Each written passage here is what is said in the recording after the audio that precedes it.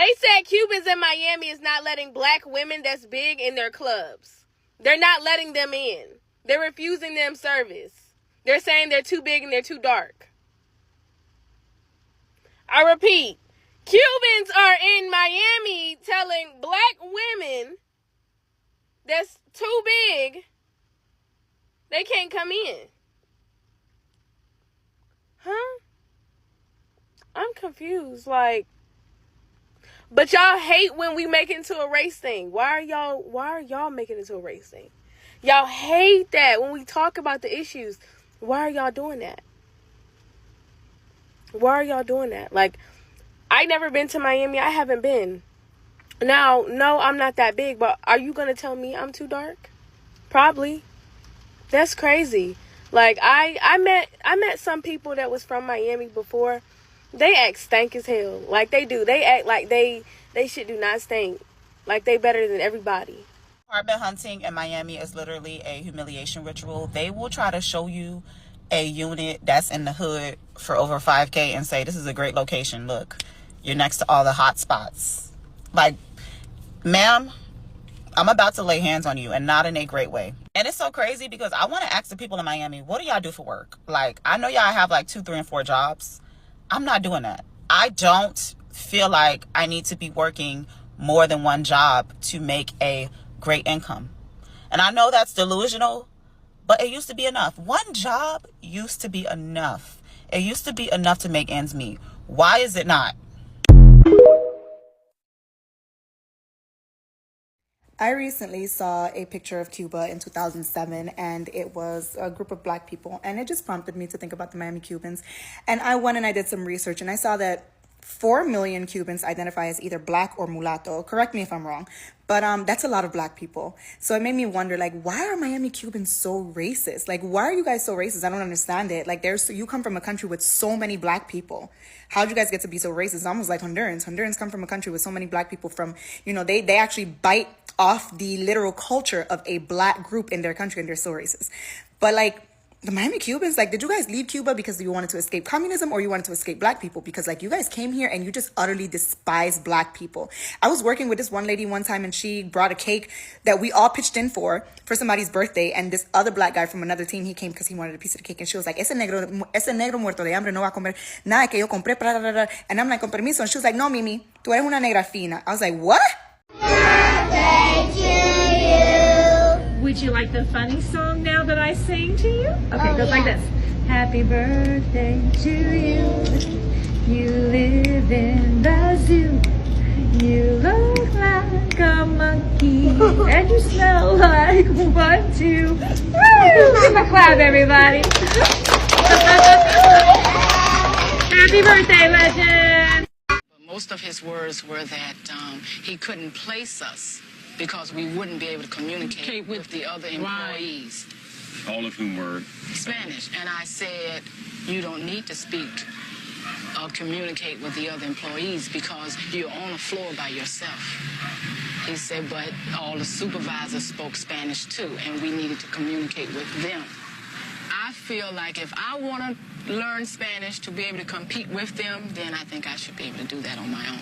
I don't think you and no one else should be able to tell me that I have to have Spanish. Not in my country. Yeah, this is America, they forget. This is not Castro's Cuba. Now, if I don't mind them. I think they should come over and learn our language. And then if they do have the both languages, that's better for them in the job market. Don't tell us we have to speak your language in order to keep a job here in America. That doesn't make sense. trigger other challenges like it. A Dade County board said the ability to speak Spanish cannot be a job requirement for cleaning.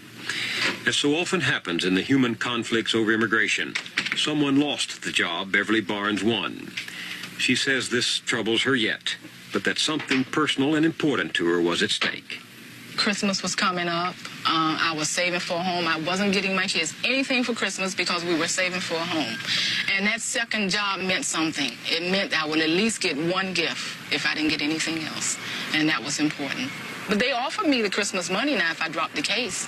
Yeah. Well, they did. Oh, yes. They offered to settle? Yeah, like we wanted just some money. That's what we thought it was. That's how we felt. They want to offer us money.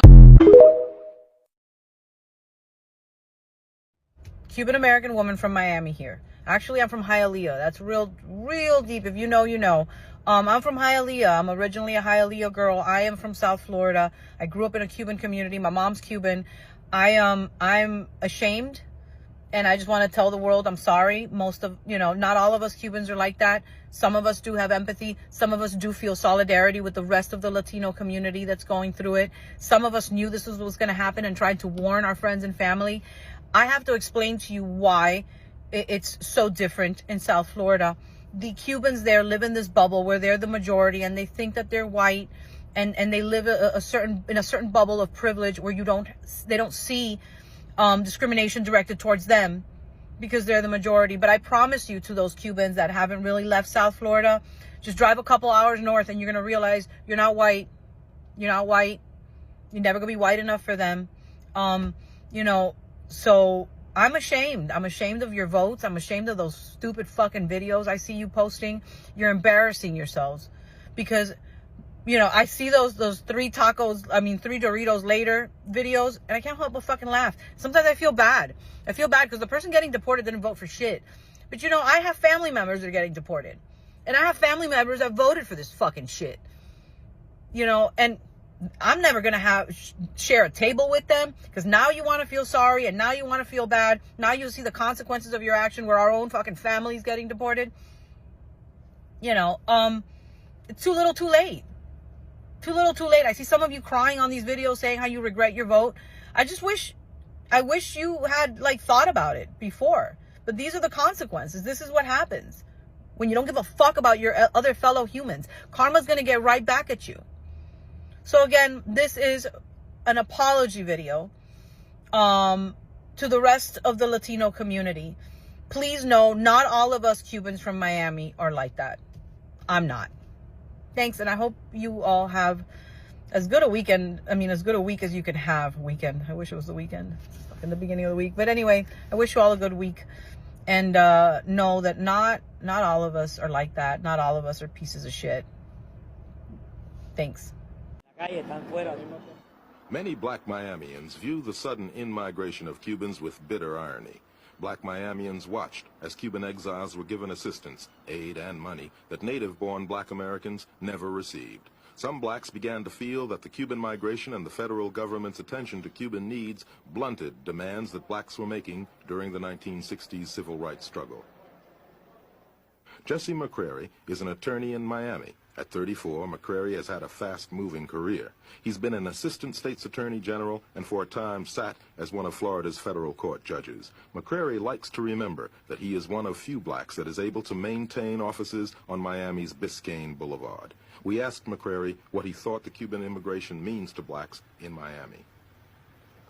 Well, one, Tony, it means that economically, when you look at what the Cubans have done in terms of their economics versus what blacks have done, it means that we are once again at the bottom of the barrel.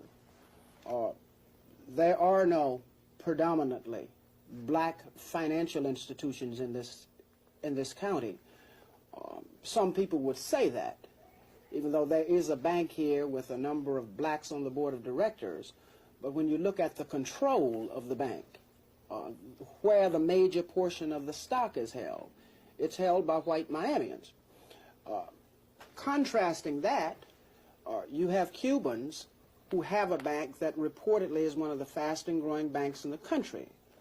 Now, that poses a problem because I believe that the whole strength of any community happens to be what kind of financial institutions do you have?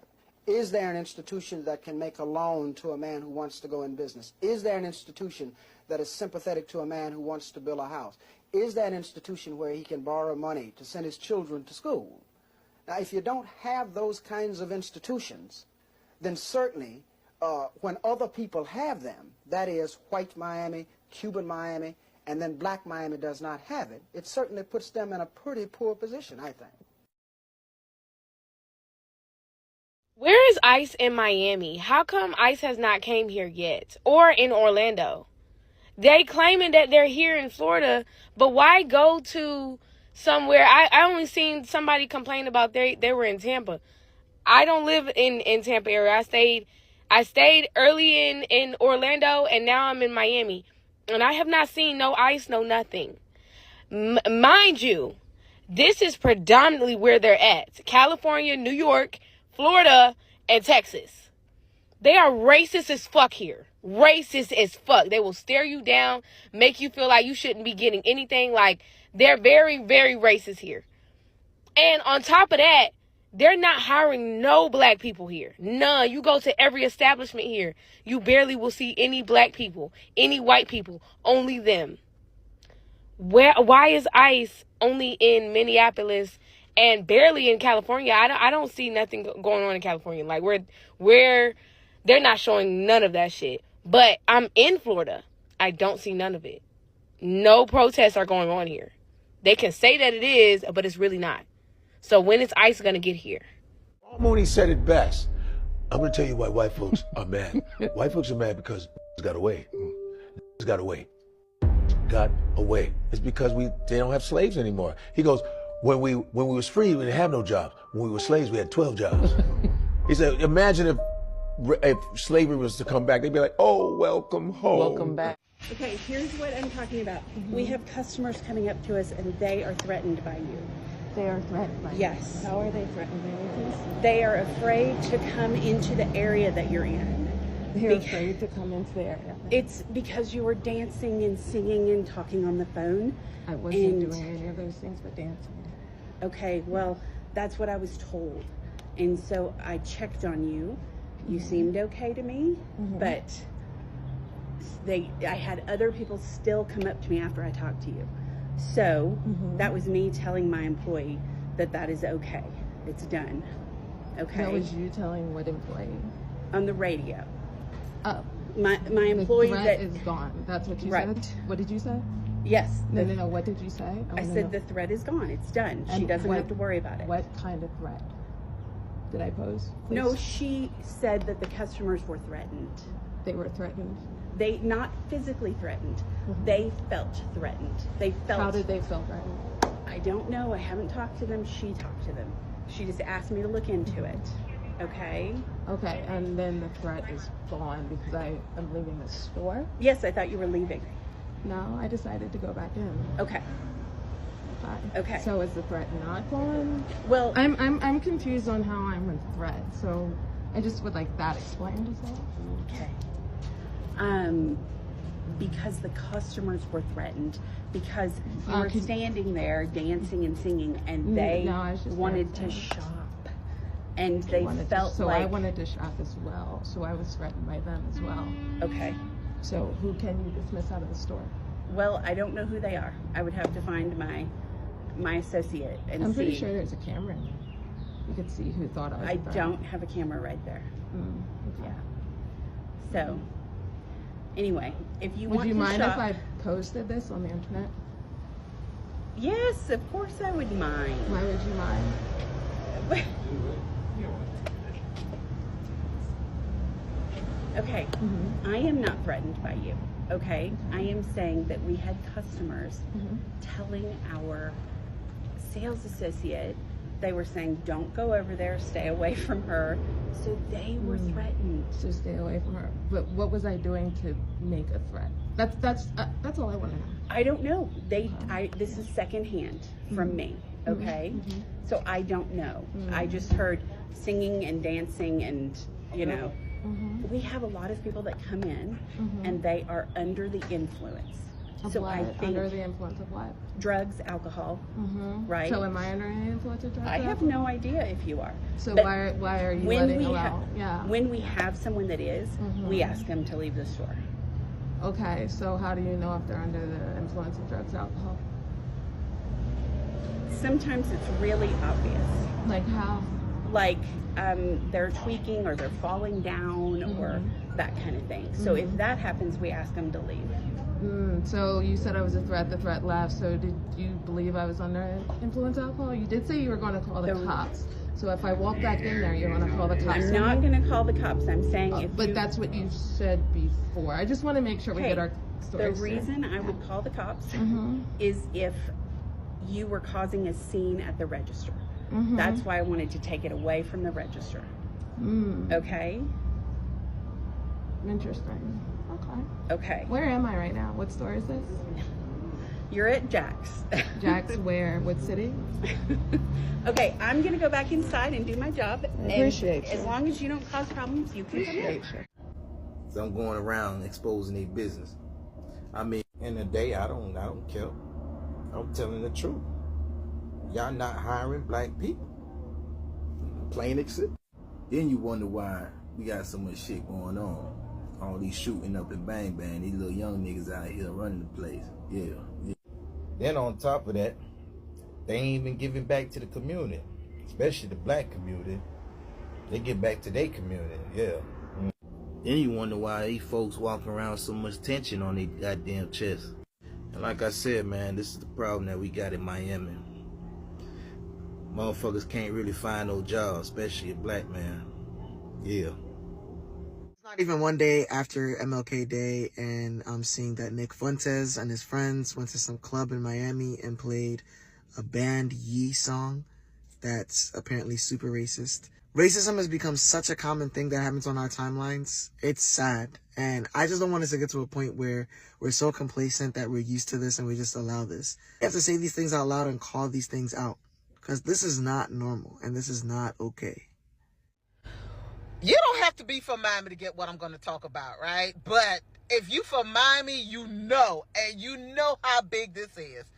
But I'm in Miami again. And I'm driving down this particular street. I'm in the city of Miami, okay? The city of Miami. And this apartment, if you know, you know, but this is known as Lincoln Field. When I said Lincoln Field is that apartment that you did not go through, drive by. If you didn't live there, if you didn't have no business there, like you dropping off your family and you just waving by, like you just did not go into Lincoln Field unless you had a reason to be in Lincoln Field, period. That you just was not doing it. The 48 hours, okay? Think about it. 48 hours live in Lincoln Field. If you know about 48 hours, then you understand what I'm talking about. Now, of course, just like every other city, they cleaning up, you know, certain areas, which is Liberty City, Lincoln Field. They cleaning it up. I get it. And as people start moving in that, you know, Lincoln Field start being mixed, we knew, okay, all right, obviously some work being done. But why in the world did I drive down the street this morning and they have a new name? Y'all see that name right there? Now, you don't understand. Unless you from Miami, you understand, like, what? Like, I'm going to say this to my sisters and brothers. If y'all don't start locking down some of these places as landmark, y'all not going to have nothing to show that you existed in Miami, period. There's nothing, because when you could touch Lincoln Field, and I understand maybe it might be a new owner, but when they're making it that plain, it's already bad enough that you can't even go in the neighborhood Family Dollar and get assistance unless you got an interpreter. Now, I ain't trying to go down that road. This ain't nothing against anyone. It is what it is. It is Miami. But y'all, y'all changed Lincoln Field, and that's the name y'all gave it? The history of Lincoln Field. Y'all just don't understand, bro. You got to be from Miami to understand. How can you change the name to Lincoln Field to that, period? Listen, I'm trying to say it without saying it, okay? I'm trying, because I don't want this to be one against the other or nothing. I ain't trying to go down that road. But if you from Lincoln Field, you know. Lincoln Field, that's the new name. That's what y'all came up with. Whenever I tell someone that I was, you know, I grew up in Miami, right? Whenever I tell someone I grew up in Miami, the next question they always ask is, but damn, bro, why did you leave Miami? Like, Miami seemed to be pretty cool. It's a cool city. There's a lot to do in Miami. But as a black man, as a Haitian man, I just felt like the city wasn't for me, bro. The city just wasn't for me. I felt like I wasn't progressing in that city at all. You know, sure, I went to school, I went to college, you know, I got my papers, works while I was down there. I literally grew up in the city, from Miami, from Carroll City to Liberty City, all the way to Doral and Homestead. Yeah, nigga, we up and down the city, you feel me? But I really left the city for a few reasons. And some of the main reasons why I left Miami is because the city is run by so-called Jewish man. Them that say they are Jew, but they are not. All the businesses are owned by them or the Hispanic man. You know what I'm saying? Like, if you need if you want a real job as a black man, you know what I'm saying? Like, you either gonna work for the so-called Jew man or you gonna work for the racist Hispanic man. You feel me? You know what I'm saying? They're both racist. I can't say neither their ass. I hate the Hispanic man or the Jew man. You feel me?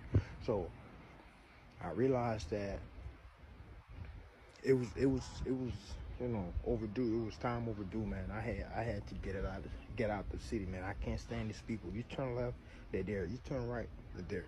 You know what I'm saying? All the businesses are owned by Jews and Hispanic. And yes, there's Haitians down there. As a Haitian man, like, there's Haitians down there, but you gotta go to a certain part of the city to be around my people. And to be honest with you, bro, most Haitians ain't gonna tell you that.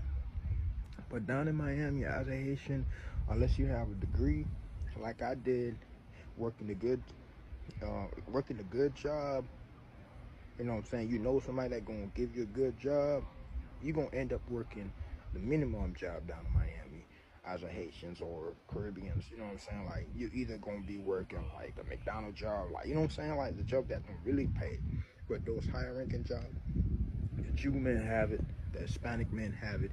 And if the Jew man hired the Hispanic man gonna make sure the black men get fired, because that's all they do at work.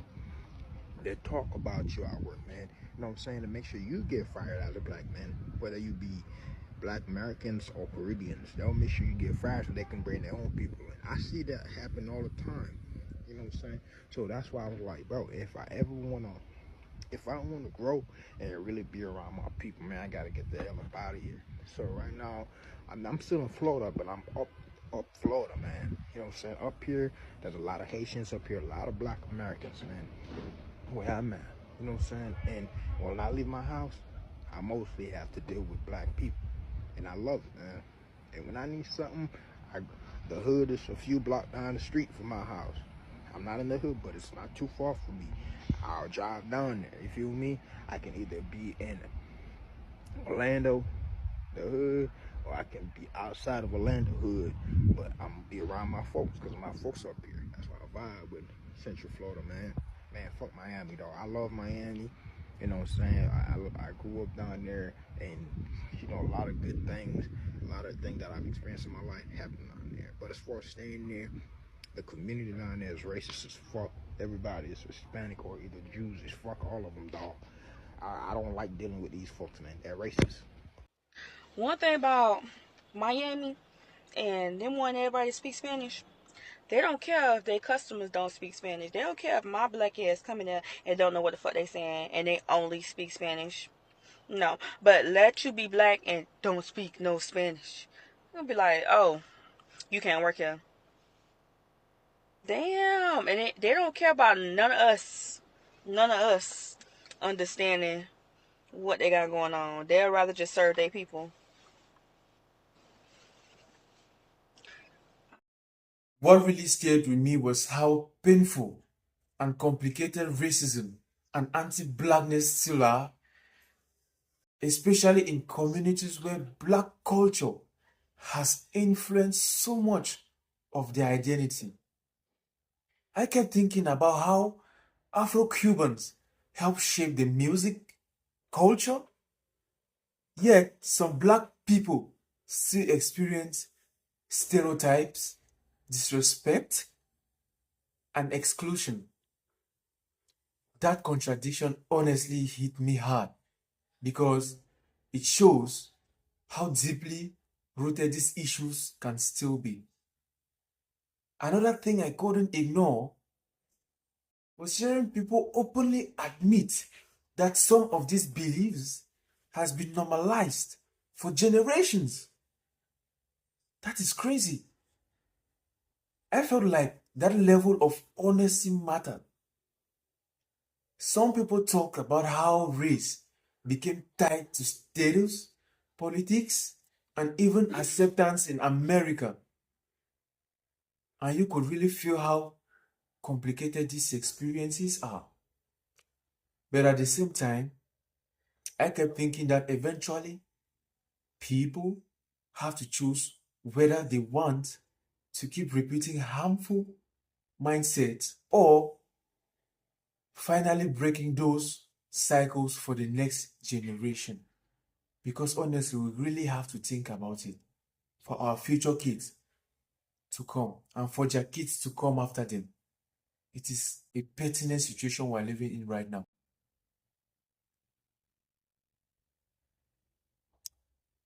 What stood out to me, again, in this, watching all these videos today, was that this conversation feels bigger than just one community or one city.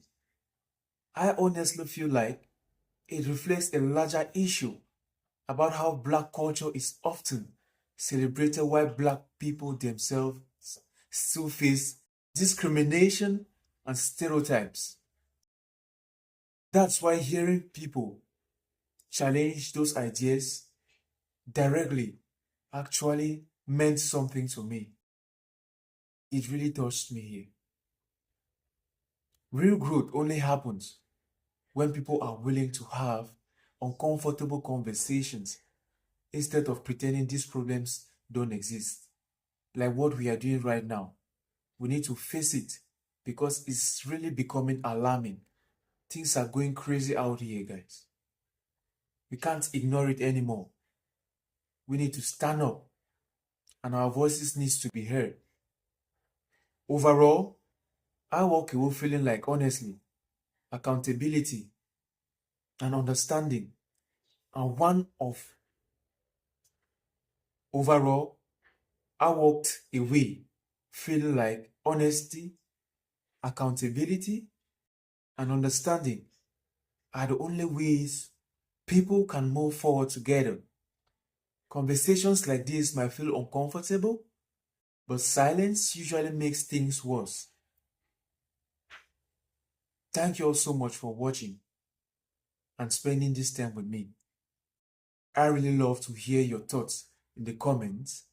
And if you enjoyed this discussion, don't forget to like, subscribe, and turn on the notification bells for more real conversations in real life. Thank you very much. See you in the next video.